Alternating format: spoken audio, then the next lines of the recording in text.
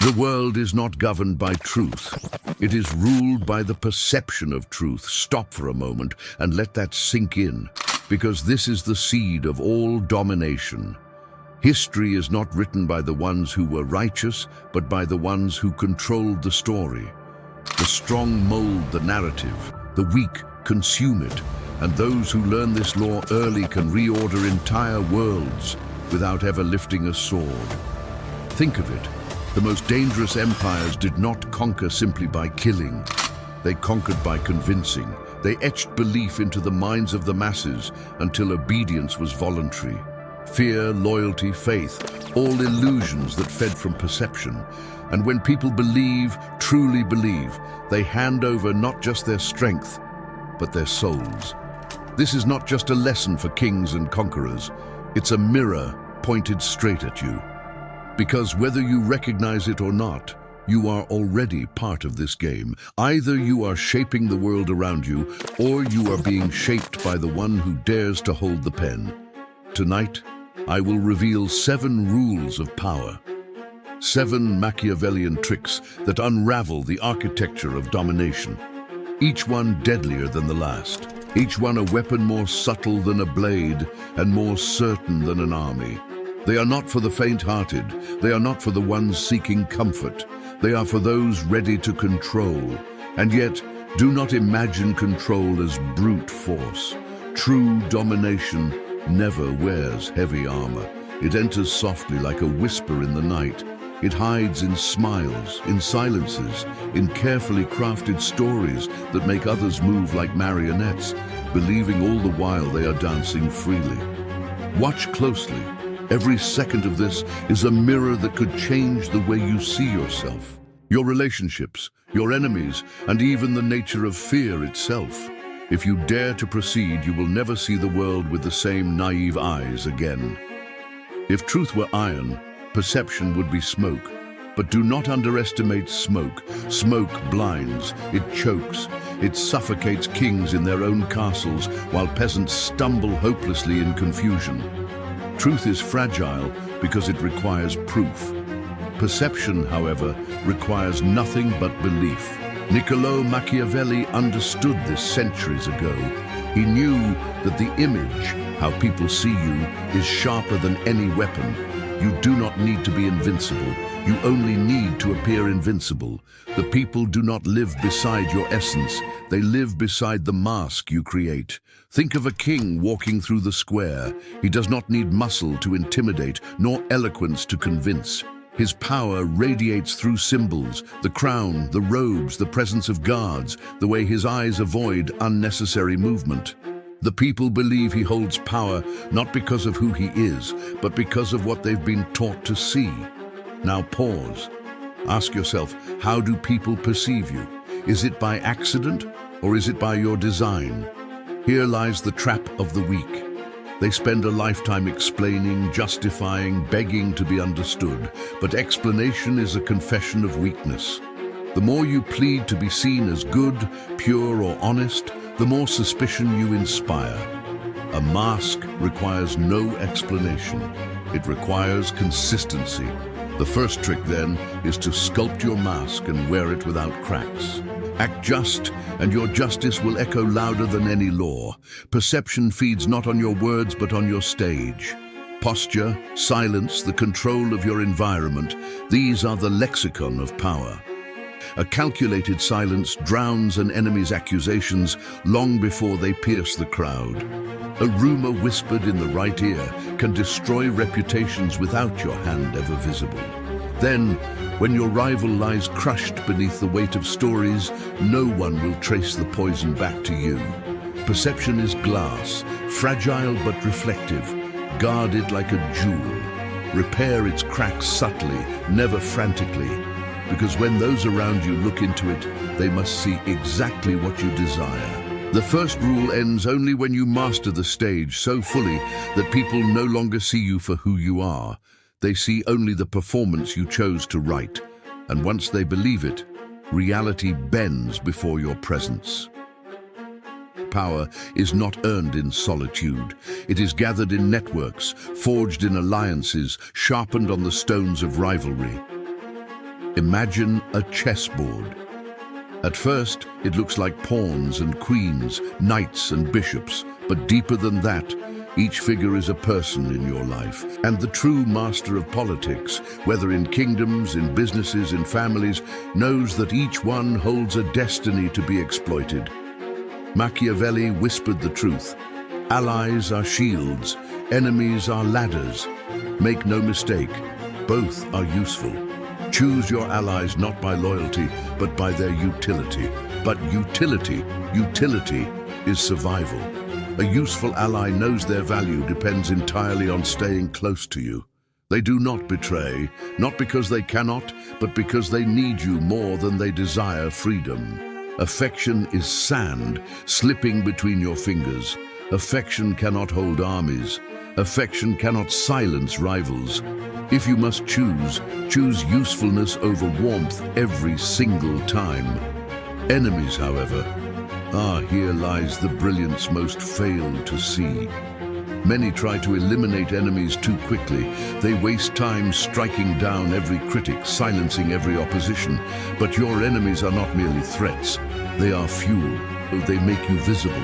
Every public battle is a stage that raises your image higher. So remember, every attack from a rival is an opportunity. Every whisper of dissent is energy you can redirect. The tactic is simple. Turn enemies into trampolines. Let their assaults launch you higher. The moment they grow too powerful, their calculation changes. So feed them only small increments of reward. And with enemies, apply the same subtlety. Keep them close enough to predict, but never close enough to cut. Manipulate them into exhausting themselves against others, or better, set enemies and allies against each other, while you remain untouched in the eye of the storm. That is how you transform from a player moving on the board into the very substance of the board itself. The pieces stop playing against you. They begin, unknowingly, playing for you. Every battle, every loyalty, every betrayal, all of it funnels back into the single construct you crafted: your name, your reputation, your power. When this balance is perfected, you are no longer just surviving the game, you become the game. Trick 3. The weapon of mystery. Few dare to tread this third rule because it requires not action but restraint. Machiavelli knew it well. The world fears the unknown, and fear of the unknown is the most paralyzing fear of all. A sword can be blocked, a visible plan can be countered, but what is unseen cannot be fought. Speak less than you know, reveal less than you are planning. A man who explains himself endlessly becomes predictable, and in predictability lies destruction. But a man who leaves gaps in his words, who smiles without finishing the thought, who withdraws at the very moment they seek his answer, such a figure cannot be ignored. Mystery is not silence for its own sake. It is not absence, but controlled presence. You appear just enough for others to feel your impact, but never enough for them to completely map you out. And in the human mind, where voids exist, imagination rushes to fill them. And imagination is a crueler tyrant than truth. They stumble in hesitation while you advance invisibly, because as long as they question what you feel, they measure their own words carefully. They restrain themselves without you lifting a finger. Not the sharp fear of punishment, but the quiet, suffocating unease of not knowing. Use this power wisely. Tell half-truths. Mix reality with omission. Those around you will feel as though they know you, but they will only know the illusion you handed them. The world will call it charisma, mystique, even wisdom. But in truth, it is manipulation polished into myth. The third rule ends here. Once they scramble endlessly to solve the riddle of you, their energy no longer rises against you. Trick 4. Make them need you. The most resilient throne is built not on love or loyalty, but on necessity. When they need you to stand, they will guard your legs. Machiavelli whispered one of the cruelest truths in the human story. The strongest chain is the chain that is willingly carried. The one who depends does not revolt. The one who needs does not betray, not because of conscience, but because of weight. Need is a gravity that bends will. So build necessity deliberately.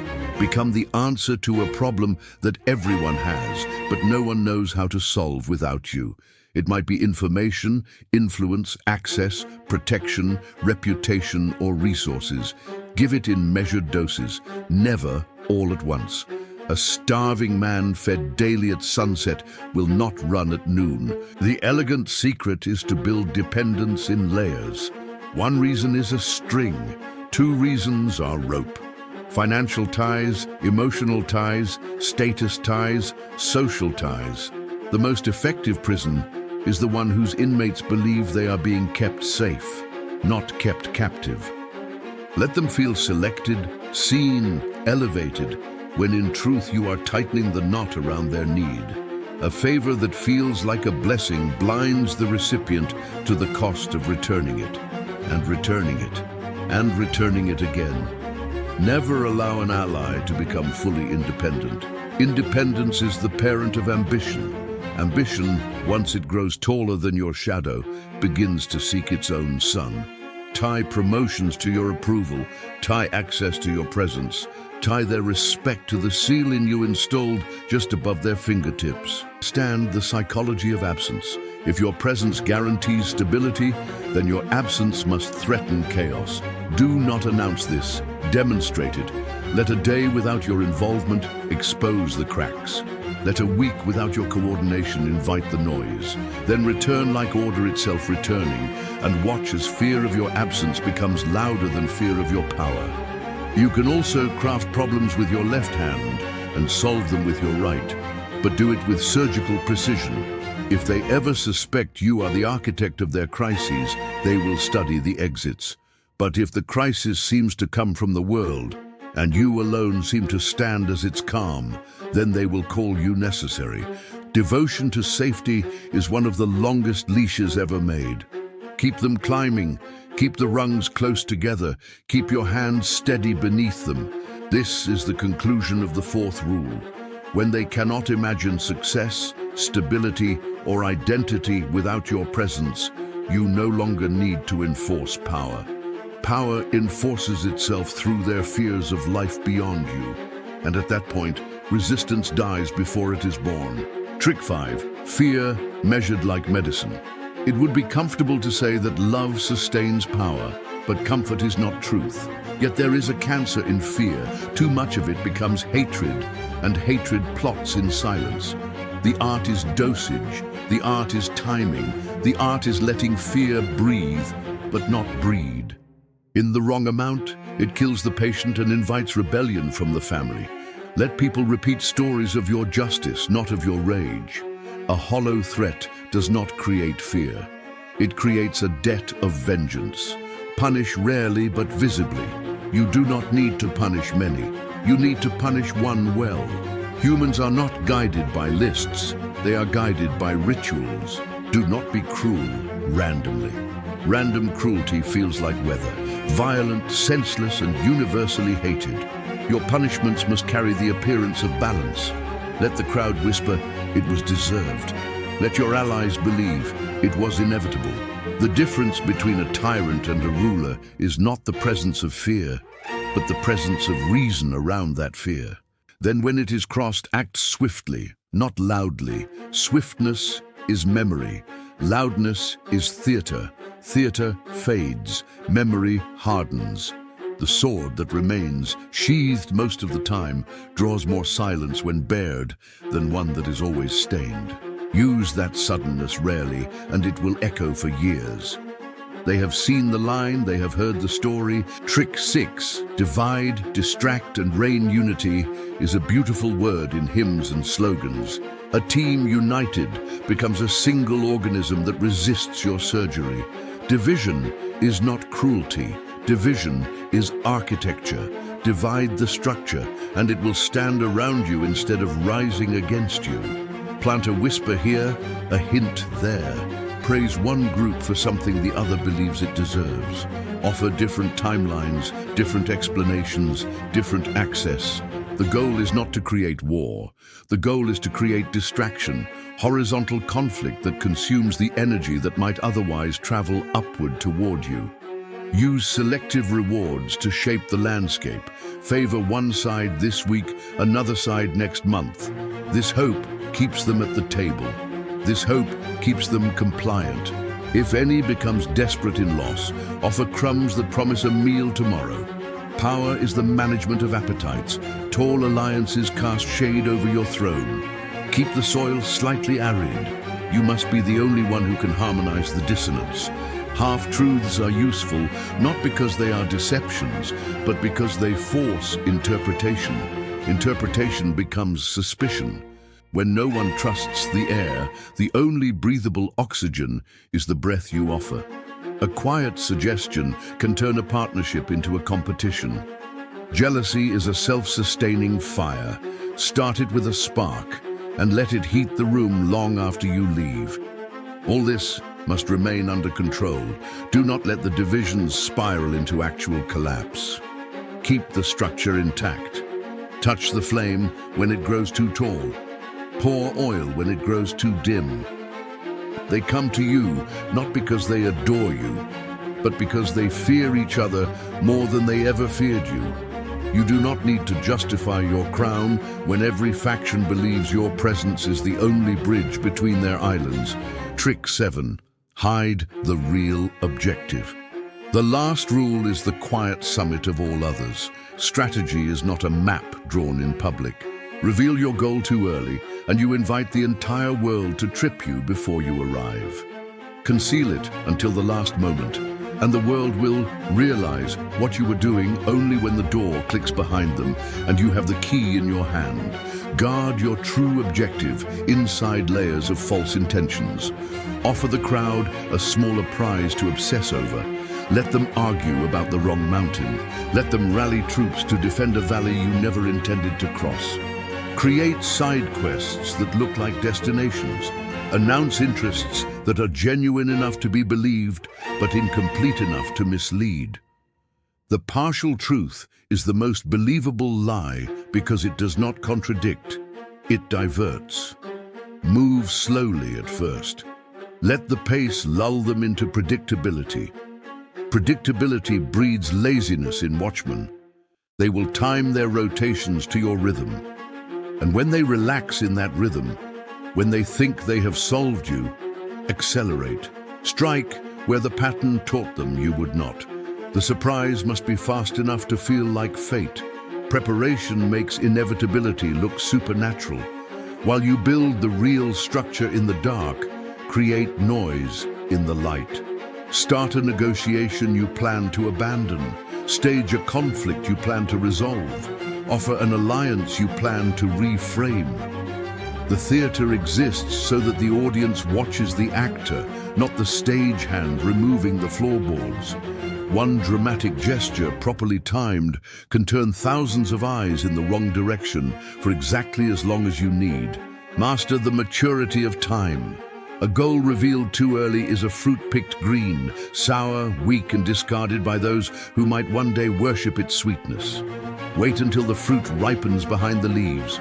Wait until the structure holds, even if the city storms it. Then unveil it calmly, almost casually, as if it had always been obvious. By then, opposition is no longer a force. It is a memory arriving late to a finished world.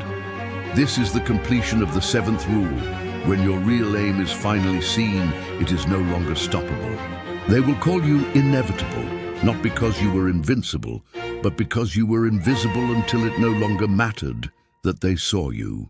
The final descent, the crown without a throne. Now step back, look at the architecture you've built with these 7 rules.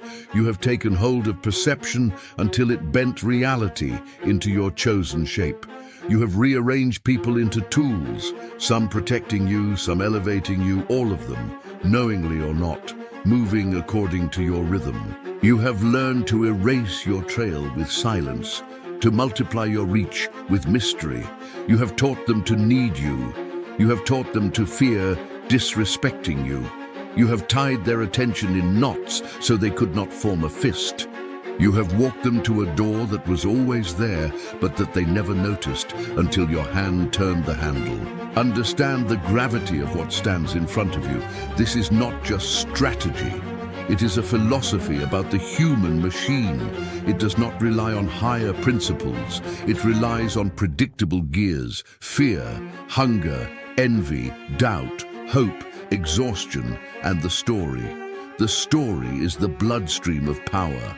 The one who writes it does not need a heavy sword, because the bloodstream itself carries the message to every limb. The story is oxygen for power and poison for dissent. Do not mistake this for cruelty alone. It is clarity. The world is not fair. It is patterned. Fairness is a sermon. Patterns are the ground. If one knows the patterns, one knows where to step, when to pause, when to leave footprints, and when to leave shadows.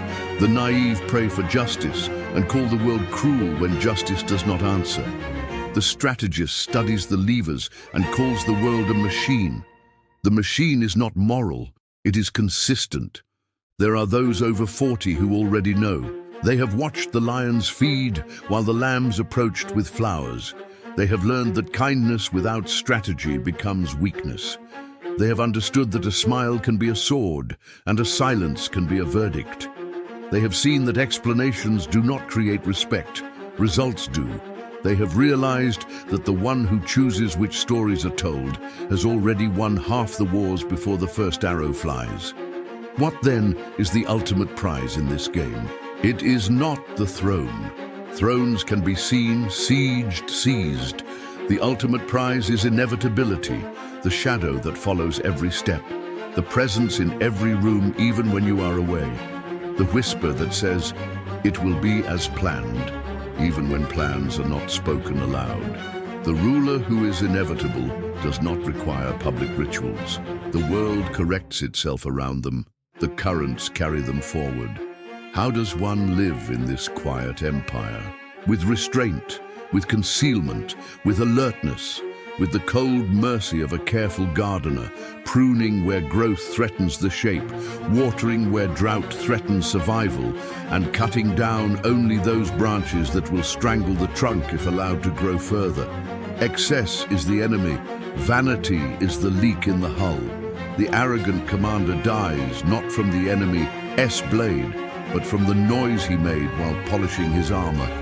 Be silent, be steady, be precise. And do not forget the paradox.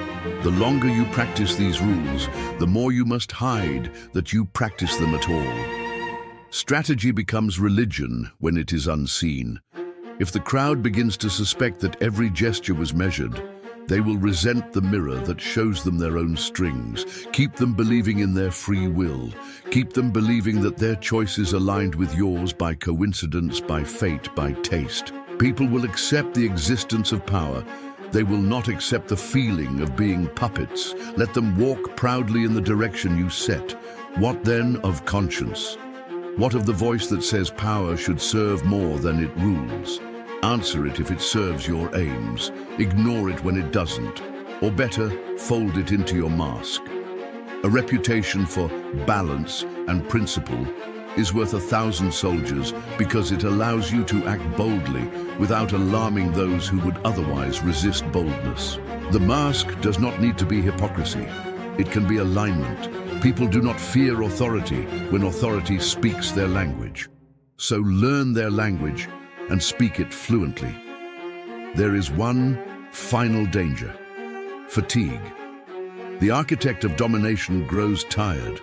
The watch becomes long, the calculations heavy, the silence is expensive. Fatigue invites shortcuts. Shortcuts expose the threads. The day a master of perception begins to seek gratitude instead of control is the day the story turns against them. The world forgives power only when power remains useful. Stay useful or stay invisible. Anything else invites sentiment. Sentiment invites sloppiness. Sloppiness invites challenges with clean hands and sharper knives. If this sounds dark, remember, darkness is not malevolent by nature. It is simply where eyes are not looking. Power lives there, not because it hates the light, but because it respects the blindness of others. The one who learns to see in the dark does not curse the night. They move through it like water. Now, the final decision. The board is always set. There will always be new allies to calibrate, new enemies to harvest for momentum, new rooms in which perception must be staged, new silences to be deployed, new needs to be installed, new lines of fear to be drawn, new divisions to be farmed, and new objectives to be carried under the cloak of theatrical decoys. The game does not end because human nature does not end. The only question left is the ancient one. Will you be the player or the piece? Understand this: power is never granted, it is taken. Power is never handed, it is organized. Power is never purely personal, it is systemic, built from interactions, calibrated with narratives, secured with rituals, and defended with carefully cultivated myths. Those who ignore these rules will live beneath others, even if they wear a crown. Those who apply them will govern, even if they never seat themselves on a throne. So choose, not tomorrow, not when it is comfortable. Choose now, because hesitation is the first sign of being moved by forces outside the self. And on this board, the hesitant are removed, the decisive govern. The world rewards those who understand its gears, and the first reward is sight. The sight to recognize that truth is not the ruler here, perception is.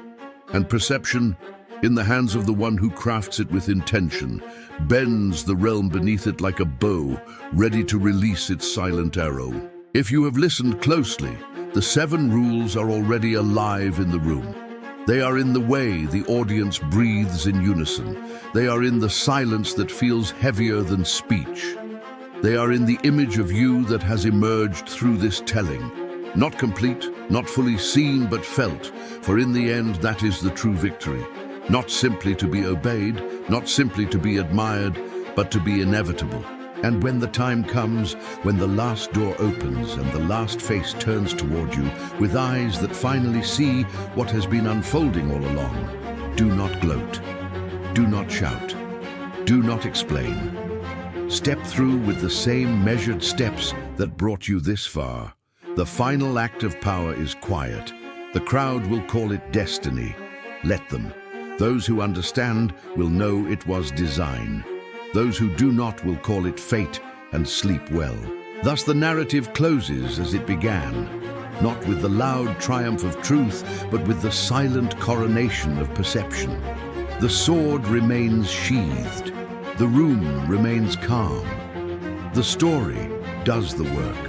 And somewhere in the dark, just beyond where most eyes can see, a hand places the crown on a head that never needed a throne to rule.